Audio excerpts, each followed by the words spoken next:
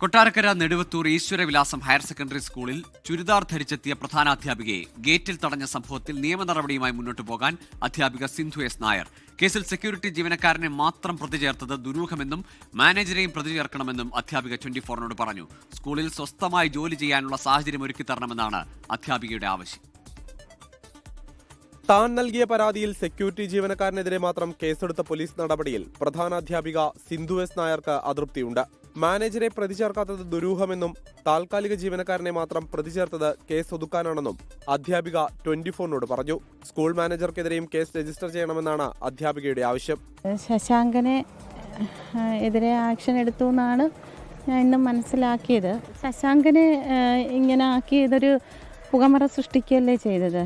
അപ്പം ഇതിങ്ങനെ കാണിച്ചത് ആർക്ക് വേണ്ടിയാണ്? യഥാർത്ഥ പ്രശ്നം എന്ന് പറയുന്നത് പ്രേരണാ കുറ്റം, അതൊരു കുറ്റമല്ലേ? അപ്പം അതിന് ഇവിടെ ഒന്നും നടപടികളൊന്നുമില്ലേ? പോലീസ് എടുത്ത കേസിൽ ഔദ്യോഗിക കൃത്യനിർവഹണം തടസ്സപ്പെടുത്തിയെന്ന വകുപ്പ് ചുമത്തിയിട്ടില്ല. സ്കൂളിൽ ജോലി ചെയ്യാൻ ഭയമാണെന്നാണ് സിന്ധു എസ് നായർ പറയുന്നത്. സ്വസ്ഥമായി ജോലി ചെയ്യാനുള്ള സാഹചര്യം ഒരുക്കി തരണമെന്നും അഭ്യർത്ഥന. എനിക്ക് സ്വസ്ഥവും സമാധാനവുമായിട്ട് സുരക്ഷിതത്വത്തോടെ എനിക്ക് ജോലി ചെയ്യാനുള്ളൊരു സാഹചര്യം ഉണ്ടാവണം. എനിക്ക് ഇത്രയേ പറയാനുള്ളൂ. കൊല്ലം DDEക്ക് കഴിഞ്ഞ ദിവസം കൈമാറിയ DEO റിപ്പോർട്ടിൽ സ്കൂൾ മാനേജറുടെ ഭാഗത്തുനിന്ന് ഗുരുതര വീഴ്ചയുണ്ടായി എന്നാണ് കണ്ടെത്തൽ. KER ചട്ടങ്ങളുടെ ലംഘനമാണ് ഉണ്ടായിരിക്കുന്നതെന്നും റിപ്പോർട്ടിൽ പറയുന്നു. സംഭവത്തിൽ വനിതാ കമ്മീഷൻ സ്വമേധയാ കേസെടുത്തു. ജില്ലാ വിദ്യാഭ്യാസ ഓഫീസറോടും കൊല്ലം റൂറൽ SP-യോടും റിപ്പോർട്ട് തേടി. വനിതാ ശിശുക്ഷേമ വകുപ്പും വിഷയത്തിൽ ഇടപെട്ടിട്ടുണ്ട്. 24 കൊല്ലം.